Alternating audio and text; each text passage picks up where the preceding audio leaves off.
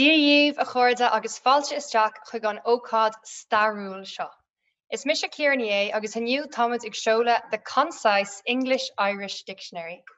Tásúlagam gur bhain sibh sult as an íseán sin a chuir tús splódrach le ócáid an lé inniu mar chud de oireachtas na Gaeilge fiche.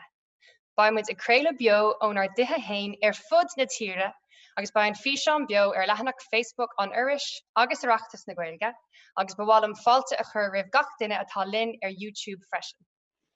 I gceann tamil seoladh Uachtarán na hÉireann Micheál D ó hUigínn an leabhar tábhachtach seo go hoifigiúil agus níos déanaí ba deise gom cúpla ceist a chur phríomh agurthóir an Fhoclóra Pádraig ó Micheál. A chuir dús le roi mé le coppla duine a raibh ról lornach acu sa tionscail seo.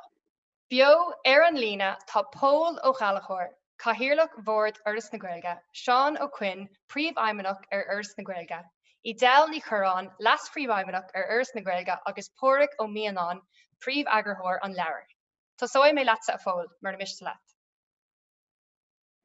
Well, here gur maithigad mar a sáildeid bodí ó Foras na Gaeilge bíad an álacht níag na hasanraí nuair a chanig Bord na Gaeilge an gúm agus an coiste teirmíochta le chéile faoi náim Foras na Gaeilge agus chuú curúmreacht túil ar an oras le cuasaí Foclóireachta agus cuasaí teirmíochta. Agus beag ná leichte a chosaí an Foras a Gaillimón an churum seo Foclóir Nua Béarla-Gaeilge chuir an wadagú. Bhí Micheál Grúagain a gobar ar dús baie agus is sin capú críoran an críoran nó an stúchar a bhfuil curum na Foclóireachta Jo Lowry a bhí bar agur th sin a fásta agus capú Pádraig go Micheál mór fríú agurthar.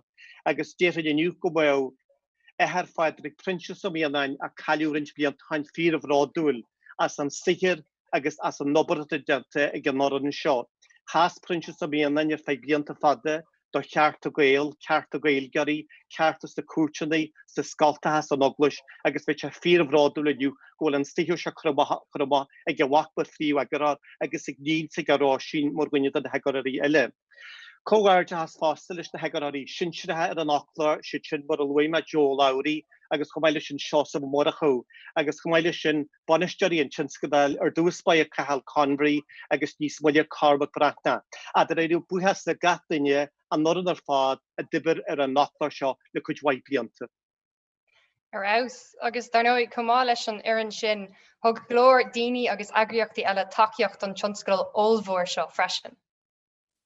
Og an doubt leis an bhíon críoran an sin ach an doubt thug man hampla na ranna stéit an rinn ó dheas rin na Gaeltachta agus an rinn pobl ó Huaigh an cóaracht Huaigh chas nó bord ar fád le fiche bliana nuas a hain an táhacht a leis an obair thuist an tarigad ar fáil agus na hachbuní ar fáid na caiisiúlaí a bhéir oras na Gaeilge le fiche blian maid a dí bhhairtín líamúil vichil agus seo samachtonatha agus na cótaí ar fád le fiche blian agus an rúdaí éman ó Haragain agus ar dearú na príomh-aidhmeannaí sin ó cuine vis le níos muile sin revision ní feardaí Macanalaí agus an chead príomh-aidhmeanna buan seo samachtonatha a Jimmy Wynn cead a bliana chain.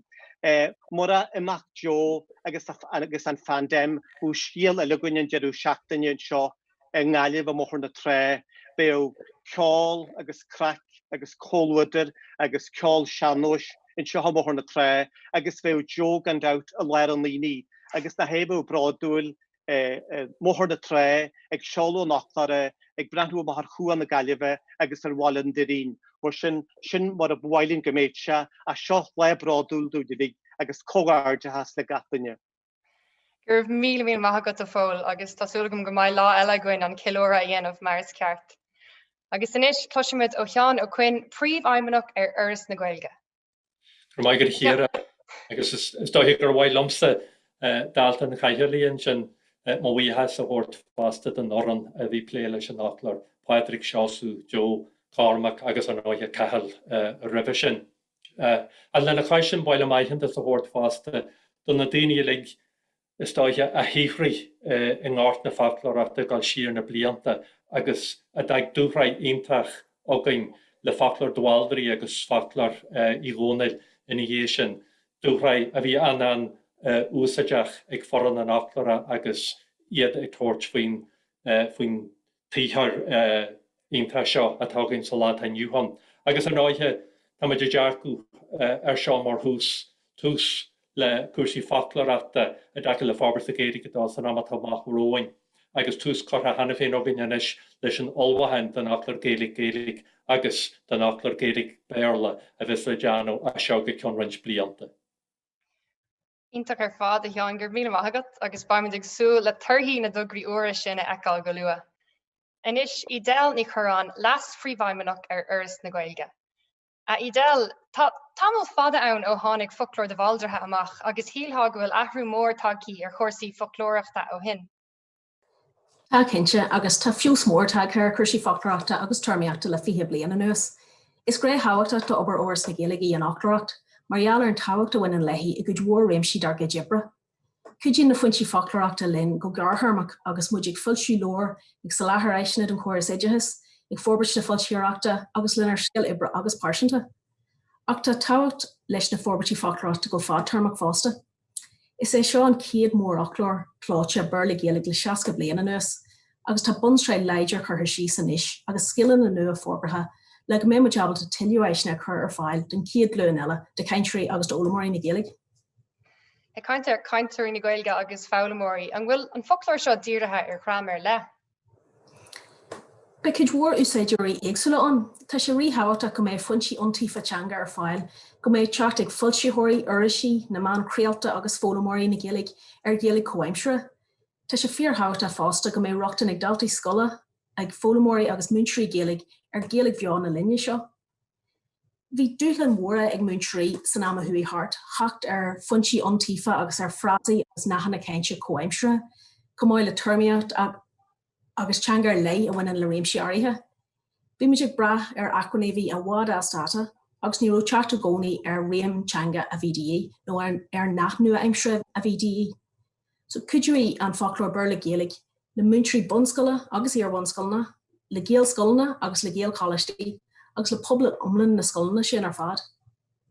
Cínta is bralam go an Foclóir seo cosúas chun dáta bhíon béarlagar agus gachar atá bhaid cumála rudí hoifigiúil le fáil is tigain.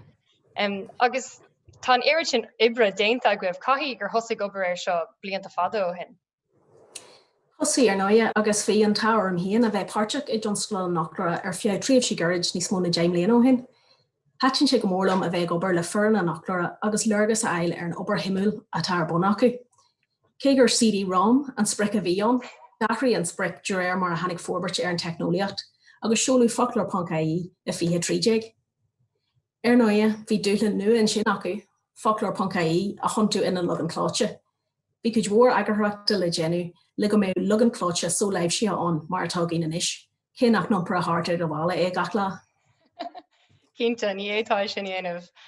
Ach mar sin hain is eispras ar lehéid leabhar a bheith I do chhlach agat, seachas Steve Idirlín nó Appa úsáid. Tá ceart agat.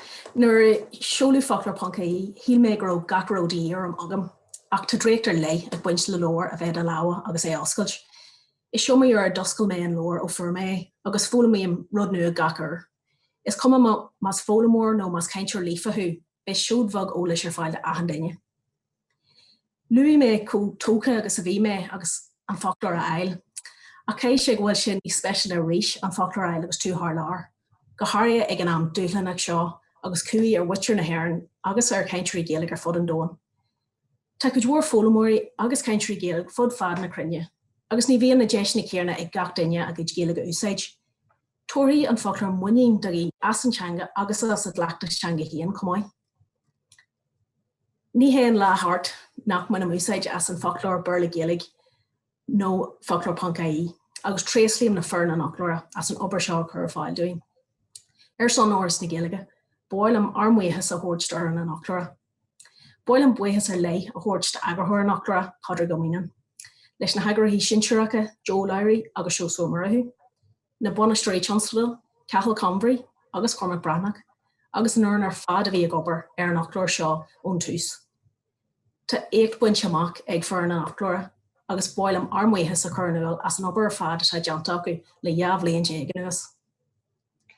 Gur míle maithagat I Del agus tá ceart ar fad agat, agus mas féidir lumsa inis bhhalam a bhuichas a gabháil libh ar fad ar son na núsádóirí agus na léthirí ile as an sór obair a chuir sibh isteach sa leabhar seo agus an tionscadal trí chéile. Bíonn gaol anna ghairlinn fad lenar Fhoclóirí agus is sibse a churann fáil na termí agus na focail a úsáidimid lemmuid hain a churanúil. Bhí an táirm hain a bheith gobar in ifigí thionscadal an Fhoclóra feadh cúpla bliain freisin agus dabhla mé an éiread sin ó mo chóghlacatha iontacha. Agus fear le a raibh an tágam búla leis agus a bheith obair faoi ná póric ó mianán. Mar aon le Foclóir de Bháildeartha agus Foclóir Ígónal is tracht a cloisfar fasta Uachtarán I bhíanán. A fóric, híaltha gúil tú ansásta the concise English-Irish dictionary a bheith glób faoihearra. Well, is cinnte gur mór an sása de orn an áchar an leora acail an deasc an sa deireadh ná is tionscail fad a dúchlanna a bhíon agus chuir se achan an go dtí ar níhil ach Frag me de rigen am gur gur fribbe de bog an de wegpáte a Johnschool mar tonto sontasa a rahar last a tanga agus is stasten rod an Lorah nu mar closer leis an Johnschool an omlanne. Agus tá lá cur a Greek sa Johnschool a dí seo fóric. Well tar no is our more broad in ligin sonoris a ned attack choreography o hashi Johnschool. Ní hin go ravel be a gur jackar a howle nus go dé mar vi kursi hart va deit nína hen. And this ta siú agus app Foclóir punca ír fáil, ta siú agus app Changlan punca ír fáil, agus nus an mal mór jeru ta an leor fáil chumai. Ta go leor daine a chreadan ná nach Foclóir go dí go mínse ar an telf, agus ta sé deas nus an leor eáil mar lí a bholaí ar an Johnschool. Is cinna léirú nehiúla tón fásta ar an né debre tá deanta le déit ná dhéblíon déganas, agus ar bhla is léirú fásta ar a bheocht agus ar cho amstrat na teanga fásta son. For an Johnschool galore takeíochta, ní hamháin in éireann nach thar freisin. Fuair cinnte agus mar tá luaigh daoine eile bhí fuair mo takeíocht láidir a riomh na mnéanta ó Word agus ó aimimenas agus ó oran an áras a gáiteine. Bhí cólat IDM sa rank go háirithe na gran take aonanta sontas a thugann an tús. Agus bhí go leor daoine eile bhí coidilein a dacail an leor héna dacail a dearú agus fáilseú an leor agus tá buíthas mór gáildaí fa sinna ligas an take a thug sa dúin. Ní éadí Foclóir com mór leis a chur Greek gan fuair an cumasach. Well no, haar een dram ta buíhas a leiche agus aine is leiche gáil de orna nácar an léirigh se dúrat agus díilseat as cumse le rablion dégan nuas agus coid word na daine bhí páirte an sa leor bhí se dom bagna an Thompson lig tar gúlrií, tar barsantataí, tar ganantí, tar gur hiige héna daca le teanga agus tar dúir mi láidir héna gahan nanugan. A dírlinn chat ar cóhiiscint agus ar cóhhuile leis an as a bear a hocailin a chur fáil do fóbal na teanga. Agus chomáile sin seall fad a rablion déagah a gobar ar honscoil dúchlan a habí, agus a siomí cáireach ar rochamór a tíle a síl go leorda dá oran an áchlar len linsenach.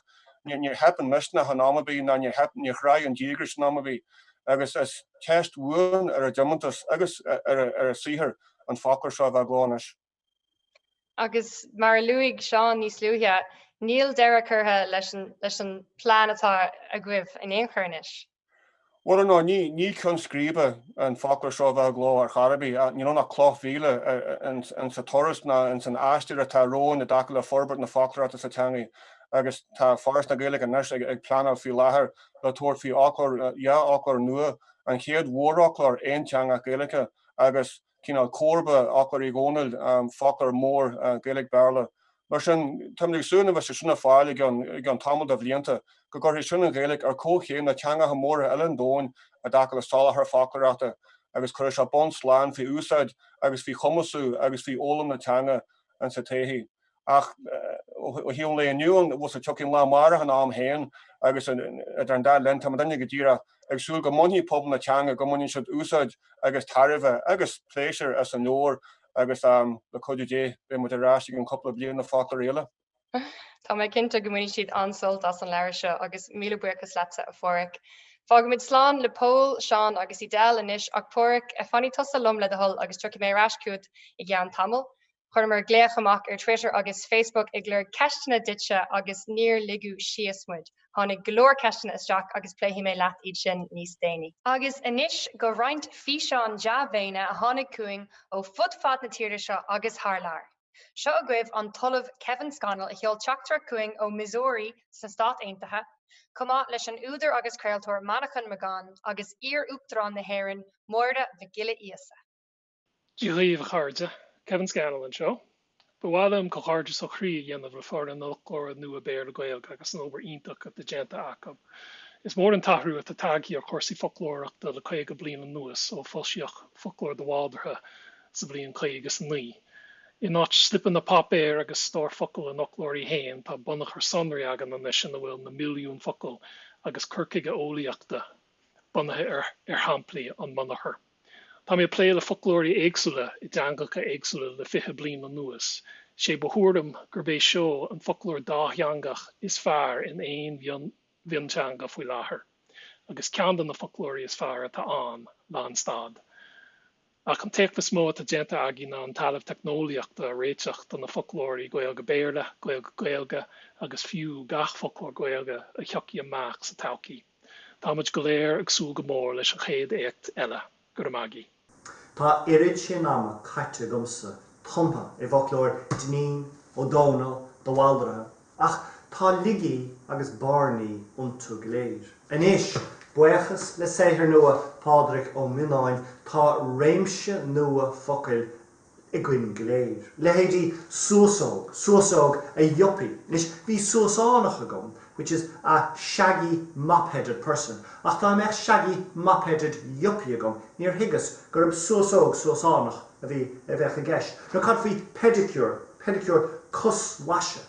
Tá seoidine sa tanga seo go bhfuil a gcuin. Tá sé sin gléir ólas agin. Ach inis buchas a sin Foclóir seo, tá sé bhag níos fusa tacht na focail íomh seo. Is séithir úntacha seo agus tréslíam leis. Tá taithim léanta agam ar Foclóir.ie agus ar a chuithulacht mar ais electrónach ach tá mé cinseach mé héana bháine hílan go bhfuil sasah ar lethe buint le leor a bheithe de lábhaige. Sa leor seo tá 1800 leathanach iad brac le tarmaíocht, le gramadach, le sibhras agus saothulacht agus le breis agus 30,000 cean ocail écht foilsithireachta gan dát. Tá mé cinse go mé rathirt mhór ar sa bhaile agus a géan mar a bheith a deachs agin héin. Tres le an saothróir le Foras na Gaeilge leis an gúm agus go hairithe le Pádraig ó Mianán agus foran an Fhoclóra gur a fad a buan sibh agus gur míle maithe gibh. Inis gan heilmhuile an seoladh féin. Tá riméid orm Uachtarán na hÉireann Micheál D ó hUigínn a chur ihar láthair ar an ócáid starúil seo. A gcuinniúsle a cáirte. Is cúis áthaisteam a bheith páirteach san ócáid hábhacach seo, agus muid baile chun an Foclóir Nua Béarla-Gaeilge clóite a sheoladh go hoifigiúil. Gan buchas le seán a chuin, príomhhaimimeach oras na Gaeilge as an cuire a thugse am bheith páirteach. Céineach bhfuil sé ar gomas a bheith baile san áit céine chun an gáisce seo Ceiliúra. Tá deisegin inniu mar chuid deireachtas na Samhna ar nehananta sa thuairt go peibli agus go fíorúil de gach aine bhí páirteach san altógra hÉireann seo, altógra a thosaigh sa bhliain 2000. Breis agus 7 mbliana hin bailíomar le céile sa Gallery Náisiúnta chun an leagan digiteach den Fhoclóir sheoladh, Foclóir.ie. Is cuimhin lom smaoine bheith an am san gur maithan cinenne a bhí an, torí an obair a bhí déanta go dtí sin a chur ar fáil an phobal mhór, agus a bhí sé ag saothairí dro an Foclóir digiteach féin a chríoch nó, agus an leagan crú a chur a gló. Breis agus 3 bliana a dail siag Foclóir do Bháildartha, tá an lán is tacha go bhfuil Foclóir Béarla-Gaeilge nua clóite có aimseartha ar an saoil. Mollim sibh iliog. Tá buchas agus meas na tíre tiltte ag an bhuireann mór a thug faoin obair hábhachtach seo le 50 bliana nuas. Fis dúra príomh-eagarthóir, Pádraig ó Mianán, agus eagarthóirí Seoladh Seoladh agus Seoladh a Morocco. Thug siad aig ar an iliomad dúrlan Foclóir nó álach in úsáideithe a chur le céile, sa ré digiteach ina maramid. Gan dát ar bé séithir mór fad a dúrlánach Foclóir a chur I dála céile. Tuige míid freisin gur fíorann scéile ach colua agus a fáil síotar Foclóir. Tosnín sé ag dala níos, ag gairí a státa, ag scara dígar ní ón dátheanga bheo, agus conas a látar agus a scrítar iad.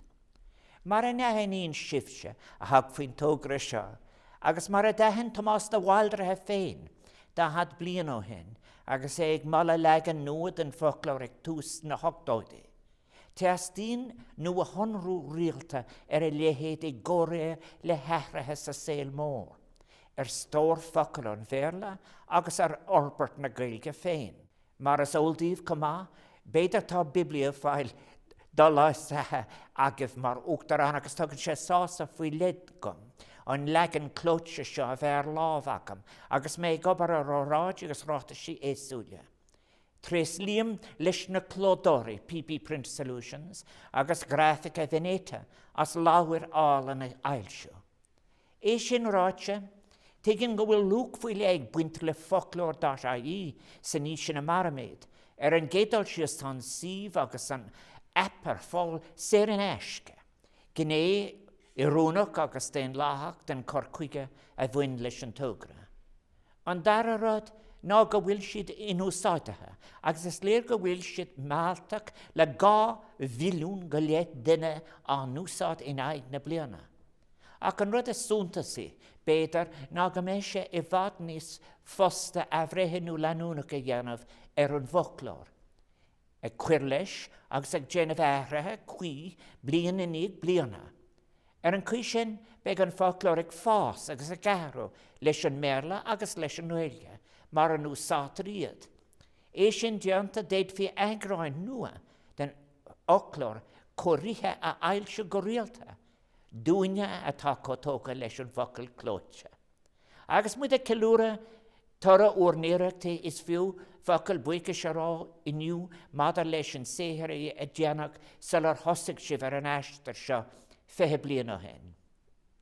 Tá míid fós ag buin tarafa as magnum opus Tomás na Bhaildre, agus tá míid fós go mór faoi cummin aige.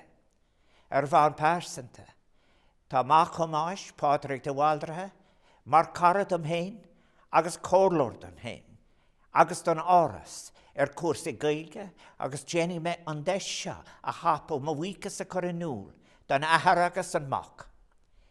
Cé gurbe se an céad Foclóir mór náisiúnta Béarla-Gaeilge ó 1959. Caithfar am meabhrú gur tugad céim suntasach chun cín ar éimsin na Foclóireachta ina dhéag le Foclóir Gaeilge Béarla I gcónal sa bhliain 1977. Ba aim an Foclóir sin ná an cuid ba cutisiúnta de stórácail na Nua Gaeilge a thuirt le céilge agus sanmhanú I méarla a choláthar dóibh. Tugad túsáte an teanga beo. De héir méid nuaisiach agus cuimseach foclíocht sa litreacht na Nua Gaeilge. Arim go bhfuil an corcuige céine tóga sa Foclóir seo. Le béim faoi le an dá dheanga mar úsátaríad agus mollim dá bhar. Tar a táisteach ach tábhachtach dar ná a ascrín go dtíreach as an tiúsca del áirithe seo, ná go bhfuil Foclóir na Bhaildre agus Foclóir I gcónal a réin fáil inis a bhuirim in cuartathe an idirlíon inis, agus is ionta chun rud é sin. Tá sé tharbheith tábhacht dúin mar hír gur éirí libh an tógra seo chu a críc. Go háirithe bhíneise cé có critical atá le héad dáis don phobal I gcuiteanna. Idir fála mór I Gaeilge, caintóirí líofa, bhúntóirí, bhicléin, aistrthóirí, an airlán feibli agus loch na meán. Tug an Foclóir mór náisiúnta, státas agus gradamar le don teanga I measc a pobil féin. I gás na hÉireann tá tábhacht bhreise I gceist tuiscin Gaeilge a bheith mar theanga bhionlaigh a tá faoi thíorhrú ag ceann na mór theangacha an domhan. Dar nói, tá acmhainn an Foclóir nua níos luachfar a fós I bhíneise mór orbertí teanga le blianta beag nús. Aríonn seo, státas na Gaeilge mar theanga hoifigiúil oibre san Eorop na dúlga sé hitan ar agris paibli faoi ach na deangacha hoifigiúla. Agus nóis brúcanna hábhachta an dál rialtais mada le corcun cín na deangan sa tír seo. Mar ocail square, bhhailm cógádagus a dhéanamh le Foras na Gaeilge, leis an dá rialtas an Uachtarán seo a thug tacaíocht dóibh an tógra seo a chur a críc.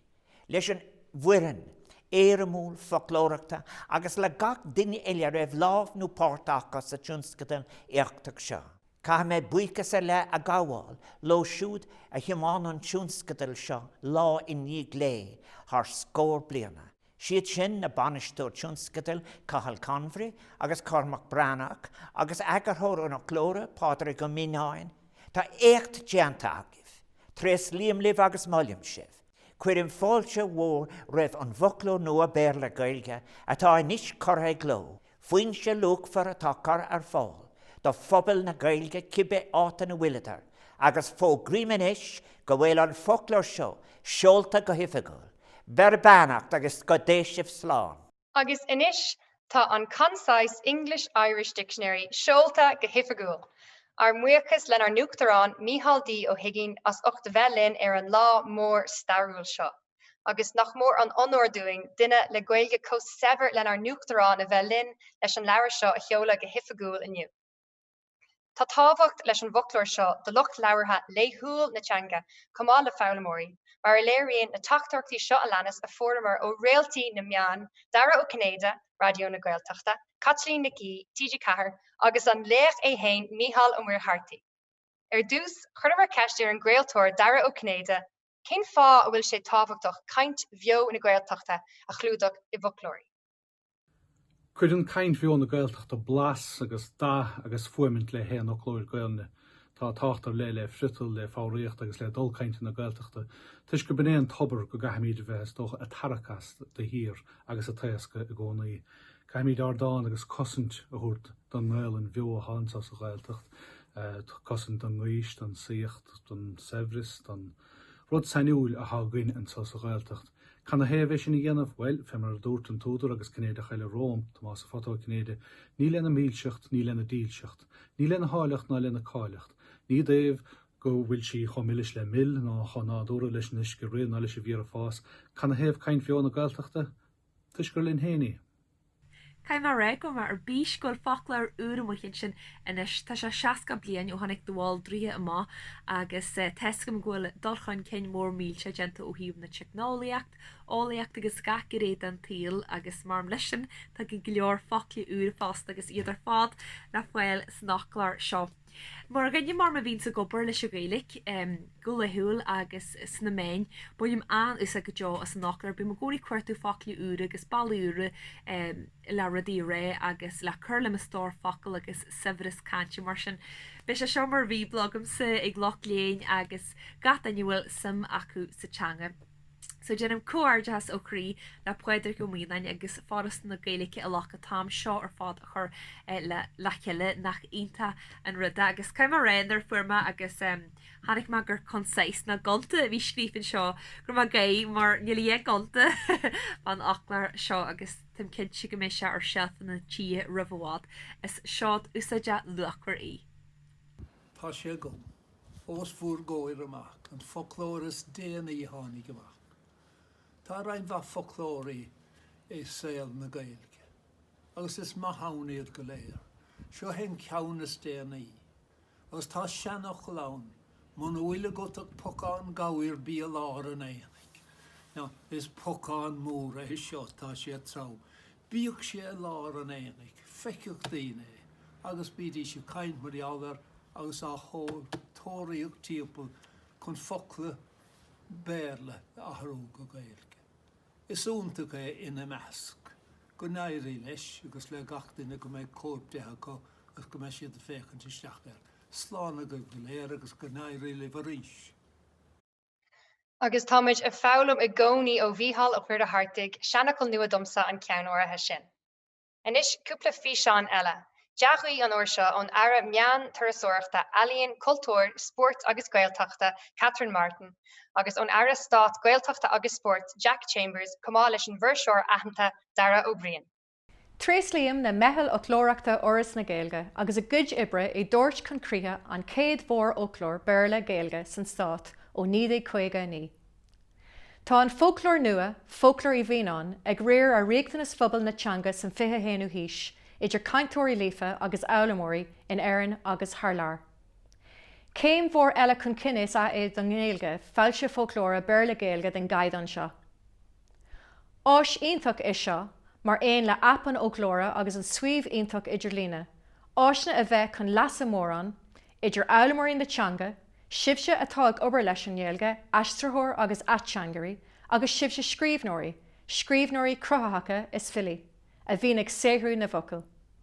Arís, cógáirdeachas leis an hÉireann a bhí taobh thiar den éacht ibre seo. Gach ra bhar séhir. Comhórdas le forann Uras na Gaeilge as an éit atá buinte amach acu le fáilsú Foclóir Béarla I bhhuiínn. Támas ag marachtáil I ré dúchlánach dúin go léir, mar sin féin tá éirithe libh an Foclóir seo a thabhairt go gceann scríbe. At nítar an Gaeilge mar bhionteanga agus is iontas é go bhfuil cuasaí folclóireachta na Gaeilge forbartha ag na leibhéal ard seo ag go bhfuil sé a bhuíochas le forann an Uras. As iontas é an Foclóir Nua don chóras idicus agus do deimhin don stát chóras I gcuiteanna agus sin man na teanga chur chun cín agus a urbairt agus a úsáid in ár gcuidibar ó lá go lá, mullam an deabhar. Balíomh is mise dara ó Brian agus tam sé just an seach an rá go gorgeous le first na Gaeilge a sucht an sór iireachtar seo. The new concise English-Irish dictionary, not very concise to be honest, 1700 pages. The Seanna Uachtarán. We all knew it, a book called The Valderha and title Vier, and that was a book we had for many years. Because Seanna, you know, scolortintach of Jan, wonderful scholarship, but she'd be going Dorira, a bit serious and a bit judgmental on shows and shoes. We got Brahunas on, and Masna Lachandik and Shen. It was time for something new. It was time for them to reflect that the Irish language is a modern, living language. Gachanga, bio, ko amshaha e. And I looked up that last word a few moments ago. I looked up a lot of things. Just tell me about on pleasure us in Irish. This is a fun book to have, right? Partly because it reflects how modern the language has become. So you want to know what Podchrailtor is a podcaster, or purgoids is laxative. These were words that were not in the Valdera, and they are in this dictionary here, right?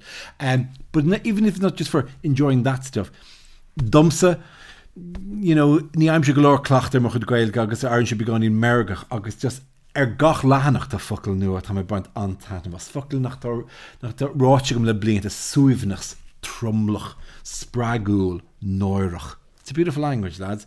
It's Changa Allingy, and it's just a pleasure to have this book as testament to that. So cogorgeachas ar sin. Oh, and also well done. I just noticed that you have the Irish for the capital of Burkina Faso, which is Ouagadougou. August Gaeilge or Ouagadougou instantly. You should look it up. Actually, it's a very impressive piece of translation. Arenas. Listen, tell me about on pleasure us in the Irish. Cogorgeach because the gachtain be páirteach in some project or fáte. Project. I looked that up. Excellent. So much to look up. All right. Slán agus cogorgeachas. Ítach clostal ó chuileoine a cheol teachtarachtaí deá bhéin acuin agus ba neart eile le feicil ar na meán hóisialta na seachtaí atá macróing. Agus inis tá ag súil go mór leis an bléis seo le príomh-agarthóir the Concise English-Irish Dictionary Pádraic Ó Mianán é hain. A Pádraic, bhí tú a gcónaí róga nóthach le listí focail agus cruinnithe san ifig, agus níor tú an mo chud creisteanna ar fad a ragart ach tá tú lum inis bio ar an líne. Agus is léir nach mise amháin atá fisreach faoi seo mar tháinig go leor ceisteanna isteach ar na meán hóisialta. Agus tasóid méid le ceanndóibh. Ceist le Julianne de Brún. Cá ád a thóg sé an Foclóir Nua seo a scríobh? Well, hasí an obair ar an nachar a gáiteanna timpeall Gaibhliain Déagahan ach bhí omlan an ábhar ar lína, bhí sin ar lína in sa bhíon Gaibhliail sa 60 agus gáte timpeall Gaibhliain go léithar sin an tábhar ar lína a chur a rucht leor sa sin ábhar réanú le fágar le lár agus cuasaí formadíthe agus sin na céimeanna a bhaine le fáilteú mar sin daca leis an leor héan per se timpeall Gaibhliain go léith. Sin fáidir go leor. Agus cén fá legan clóite tréis na hibre sin ar fád agus an siomh a bheith goibh hena féin. Well, sin ceist an waithna an riire tá cuasaí Foclóirta le timpeall 20 bliain a tháinig an ré heicneolaíoch an cin tá cuasaí Foclóirta ag bogadh ón leor go dtí na leaganathe digite, leaganathe ar lína nó appanna agus ruí mar sin. Agus chamáile sin bhí sé cinál ní nádartha ó hiú na Foclóirí a bheith a géirí leoríanna na choranta as ar fáil na bhil was na féimeann a cuairdaí tar lína féint a cód fuama, féint a cód gramadaí, féint a gath antral an sa leor. Bhí buíonn go méidir go mó Esperas tearc optima ag na húsadeirí daoine bheith cleachtaí le san leagan ar lína. Ach os a chuine sin tá go leor daoine tá íseach mar airthe go príomha nach bhfuil comporda a gústa was an orlaí na gléisna na garis electronathe mar sin bhreathmid gur gá freastal ar riine ar bhaile an leor a bhacu. Chamáile sin is deas an rud an leor a eáil was a current mar dúman is léirú nehúil ar méid ibre a bhí a gceist a bhí an agus chamáile sin tá rint eachtas a tír nach bhfuil clúd a ceart lehanmán de acu mar sin bhí coppla cúisegan le tóirtí leor agus an cin bhó na go bhreathmid go méo éilihar ó hálinn náthú Foclóir mar seoir fáil le 60 bliain. Agus buchas a dia tá sé gin ar fad ar sealfanna inis agus ar de health féin taobh hirdíad fecum. So ceist dócha lá lagin rud éigean ar lína iompú ina leabhar ar tharla sé sin riamh hana. Well, ma derma téan ar bhela nusan an ceanródaíocht na cúlródaíocht atá sé mar chur thuige na ma derm le blianta is an balla heile tá cúsaí Foclóir a gáil. Agus chrothir sé cinál dúchlein ar leitún mar oran ná an rud atá lína ní léon teorann spláisiún is féidir airad intralacha, is féidir airad samplaí, is féidir an tábhar chur láthair ar bhalatha tá ionta aisiúil ar lína ach nachbeh a heasú sin ach lecha numar go spláis.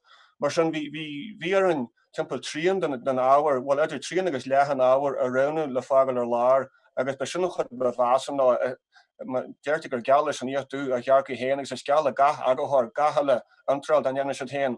Mar sin bhí sé deachar arin bhil agus was antralathe agal ar lár tríon acu mar tríon bhil ar lína. Agus na dhé sin bengadún samplaí ná bríana agus fiú freisaí agal ar lár, mar sin bhí an pan dearaga a bhartú go rabba thugan na coppla bliana nuas. Agus mar sin héin agus tú trééis rudí agal ar lár is leabhar mór tartúil é seo agus feicim go leor cainte ar na meán hóisialta agus na físeán deabhéin a bhiú daoine chur ceiste faoin bhucail concise sa tidal an bhéadtá é sin a bhíú beag ganí. Well, is léirgóil tá go leor daoine é raga béan an concise is mó star na concise ach an deachad a bheogan nar bhí omlan a bhfuil ar lína na bhí sin réogan den dhéanthaí gachhfuil ar lína a chur a gló an sa rucht an a bhfuil se lína go mó bres is ceir a bhí a lehanana a gceist, mar sin bhfuil gá amlúir sa leor agus tá leor trom agus tarteach go leor mar tá ach mó gá bhríca mar sin le hompar hartagad mar sin began dún a lean cinna leasa híanana dacha le formáidú agus ruí mar sin agus bhreathmid na má daine duna compráide idir an leor agus an leagan ar lína gur gáún míú ag an a thuirte céan fá a bhfuil suas le lehan áhar ar lár sa leor agus an bailthe béasca sin na dhéanaar ná an Foclóir concise a chur an sa teideal agus tuigí daine nach Foclóir omlan atón gur leagan den díirthe ón leagan ar línatón. Okay, well, míonn sé sin cuasaí chuidhá gur míle maithagad. An sa bhoclóir seo cé gur leagan concise an bhfuil na conimintí ar fád ar cócéim. Well, sin an cundan is bricin í bheogan ón tús na gan dhéanamh iirecht príú leagan gath mór chanana a chlúda. In daine chu ceistena céan fá bhfuil leagan ex nó bhair lár an san Fhoclóir. Well, ní cuaram do Fhoclóir Béarla-Gaeilge gath leagan sa Gaeilge chur láthair. sé príú chuúm Foclóir mar sin na bailthe thuirt an rudaigh an ará a bhí mar bhain frontable agan an tús cúdatha dhéanamh ar na canótí a dheos a Fhoclóir agus thu amsar hat na teanga a léirú agus ar an bhain sin rinne chud mhór an áhar a aistru ó bheor cantirí ó na canótí difriúla bhí aistru ó bheor seachas bheith díire cópal amachchas Foclóir bhíon revision. Agus is cuibanlam ó bheith ag obair san ifig gur raibh corpus olbhar, bhalig sibh corpus le caint comhaimsere a chur le chéile. An féad leat leir beag anín faoi sin. Well, a rís le buntáistí na technoliaata tá na Foclóirí a gáin ar fud an dóin tá siad a darint tá siad a mnú ar cinál anilí statistúil ar cadíad na Foclóir is minice a néon go bhí teanga a gceist. Agus a gas soganne is corpus Fhoclóir Béarla a bhí mar 1 áhar Béarla fád bhí 1.7 billion Foclóir Béarlón agus na riúchláir an sinna scago má agus ga Foclóir a chur an Nord Miniciat am hampla nó cadíad na bríana nó cadíad na frásaí nó na caracante a bevinice agus is ar an món sin a dhéanta ra idir déta an éonachlar ceú ar lína ná sa leor. Nes a gas na Gaeilge níró corpus hamórsin ar fáilúin agus éime ag bratha bhád ní smó ar chinál ar instin hiiscint na gantiúí a bhí ag gasstrú agus món agarráta go dtí tá ar bhéal daoine insa réalta go dtí tá beán a teangas le aniuúin agus thugmuid túsáte don leagan a bhí beá th leagan a bitir a bhéal a bhansí ribh seo Foclóir ribh seo. Se agus tá sé anhá folklór mar sin atá ag léirú caint bheo na níine úsáidan an tanga. Agus tá golóir réimen a cainte le feicáil san folklór freisin.